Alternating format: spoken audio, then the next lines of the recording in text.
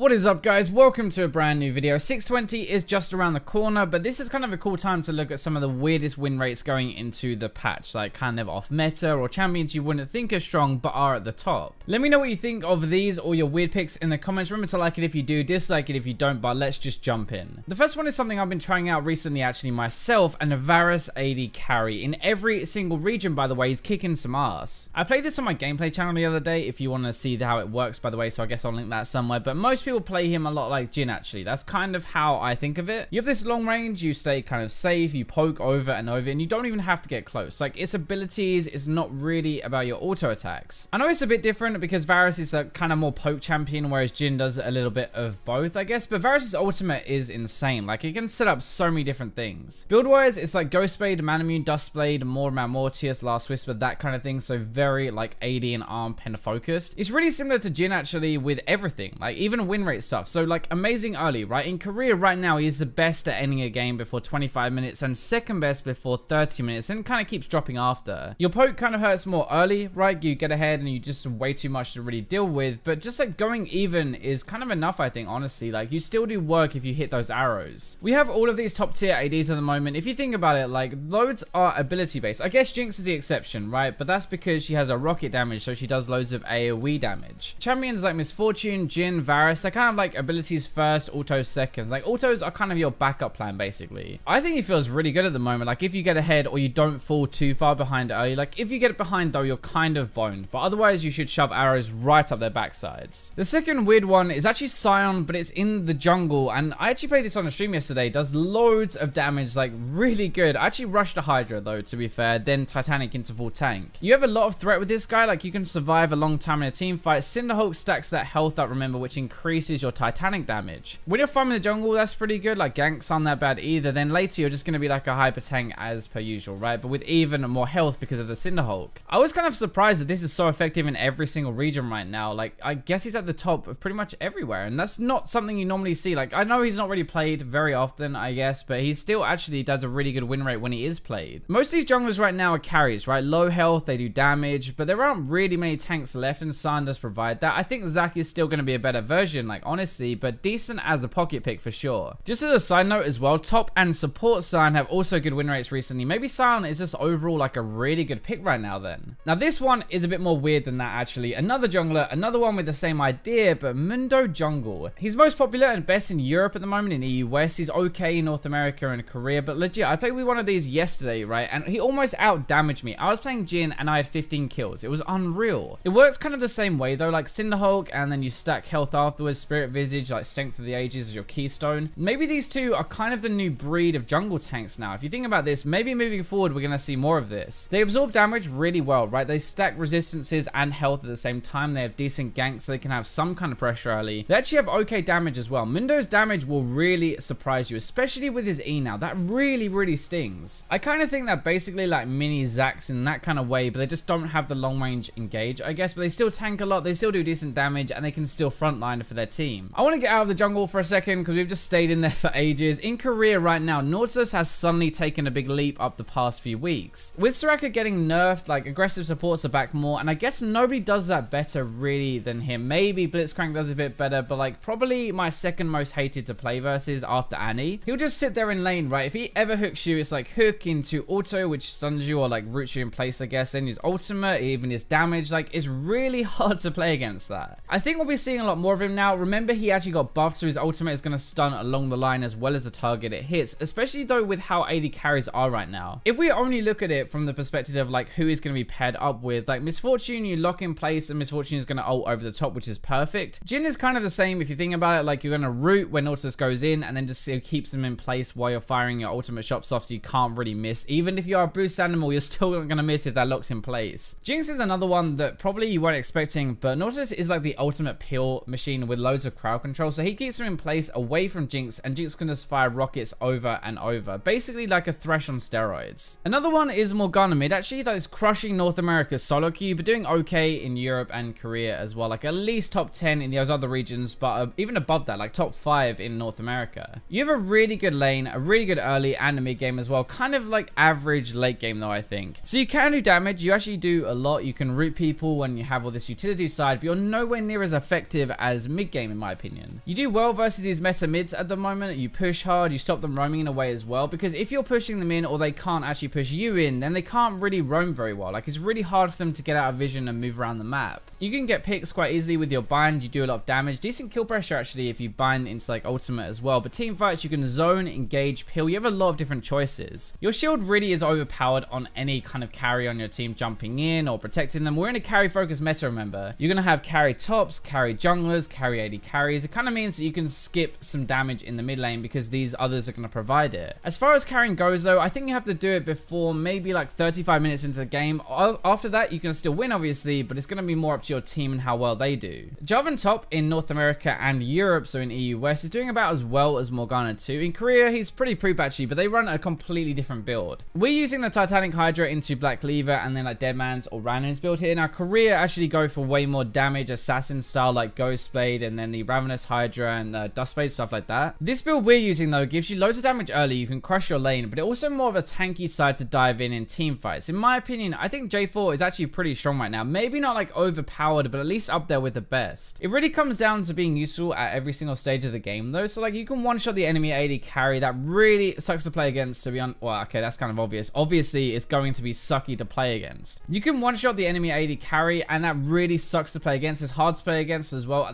That's actually very obvious. Like, obviously, it's going to be really hard to play against someone who one-shots you. You can dominate the lane phase though if you go aggressive, good roams, and you're really good TP ganks to other lanes. You TP down, you EQ in, and then you just ultimate. It's really effective. I think he kind of fits into the same category maybe as Darius, in my opinion, like a tank but a threat as well. Basically the bruiser off tank role. He's not too popular at the moment, but still clearly a menace. And speaking of another menace, my last pick here actually is Nunu jungle. This is gonna be my last one before we break down like some individual weird ones from different brackets, I guess, different elos in per region. I'm not entirely sure why Nunu has popped back up right now, but there is like this trend, I guess, of tanks coming back and being a lot more useful. Actually, I have a kind of idea. So the game is going a little bit later now than I think it was like a month ago. Late game tanks are super important for team fights because you have to have someone to deal with the enemy AD carry, like someone to buy some time. Blood Boil as well on your AD carry and Iceball on theirs is like a massive difference in attack speed between the two ADs now. And actually, like, I think that's something that's really underrated. It's funny to me because when I think of Nunu, right, I think of this champion who should be really good early and evades all the time and kind of like poop later, I guess, when he's just a tank. But right now, it's actually the opposite. He's like met early and really good later. By the way, he actually has a top 5 win rate at the moment, like a low play rate for sure, but still when he is played, he's annoying as balls to deal with. Items he stacks are also horrible to play against, so like ZZ Rot, Visage to heal him some more, Frozen Heart to reduce your attack speed, Locket, GA, they're already annoying to play against as an AD carry. I honestly hate playing against him because he limits my damage output late game and kind of really a jinx counter to really. Maybe that is why he jumped up so much. Anyway, let's look at some random ass picks that I found digging through each region at specific elo brackets. Korea is up first, and this time there's nothing like majorly weird except in bronze to gold. Like Karthus and Mordekaiser are really strong.